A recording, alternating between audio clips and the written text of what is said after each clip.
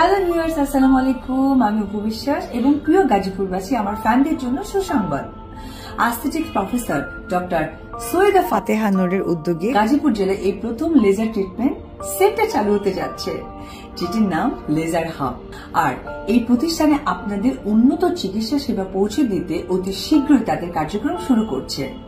27 জানুয়ারি 2024 doctor Syeda ফাতেহা নূরের laser হাবের শুভ উদ্বোধন অনুষ্ঠানে ডক্টর ফাতেহা নূর আপার এই নতুন পথ চলার স্বাগতম জানাতে আমি উপস্থিত থাকছি গাজীপুরে। এই সকল আপডেট পেতে অবশ্যই লেজার হাবের ইউটিউব এবং ফেসবুক পেজে আপনারা চোখ রাখুন। তাহলে দেখা হচ্ছে 27 জানুয়ারি আপনাদের সকল জেলায় এই প্রথম লেজার ট্রিটমেন্ট সেন্টার চালু হতে যাচ্ছে, যেটির নাম লেজার হাব।